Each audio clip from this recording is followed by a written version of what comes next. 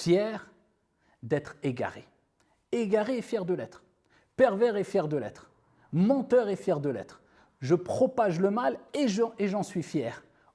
Où sommes-nous par rapport à l'époque des gens qui nous ont précédés?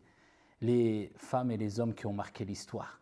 Il est rapporté que certains, eh bien, quand ils allaient faire la prière du matin, ils mettaient du khol dans leurs yeux pour que les compagnons ne remarquent pas, pour que les pieux prédécesseurs, les tabi'in, parce que c'était une habitude chez eux, ne remarquent pas qu'ils avaient les yeux vraiment rouges, parce qu'ils ne voulaient pas dévoiler cette action qui est le fait de pleurer en faisant la prière de la nuit. Tellement qu'ils priaient la nuit, tellement qu'ils pleuraient, ils avaient les yeux rouges.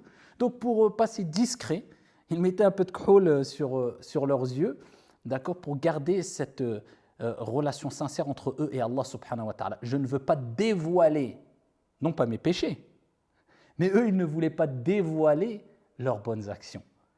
Certaines personnes, eh bien, faisaient la prière de la nuit toute leur vie sans que leur épouse ou sans que leur époux ne soit au courant. Discrétion totale. Pourquoi? Non pas parce qu'ils ne voulaient pas dévoiler leurs péchés, regardez la différence entre nous, illa man rahimallah, et eux à une époque, mais ils ne voulaient pas dévoiler leurs bonnes actions. Car le prophète sallallahu alayhi wa sallam, comme il est relaté dans Sahih Muslim, il nous dit « Inna Allah yuhibbul abda taqiyya al-ghaniya al-khafi » Allah, Allahumma ja'alna minhum. Le prophète sallallahu alayhi wa sallam nous dit « Allah subhanahu wa ta'ala aime le serviteur pieux, riche ».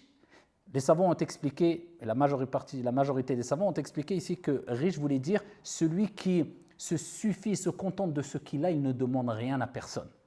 Al-Ghani, et il dit Al-Khafi, le discret.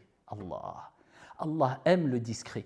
Celui qui, quand même il commet des bonnes actions, même quand il fait des bonnes actions, il ne les dévoile pas. Il ne met pas en valeur sa personne. Il ne cherche pas les éloges. Il ne répand pas les éloges qu'on fait sur lui, que ce soit sur les réseaux ou ailleurs. Ça, c'est la personne discrète.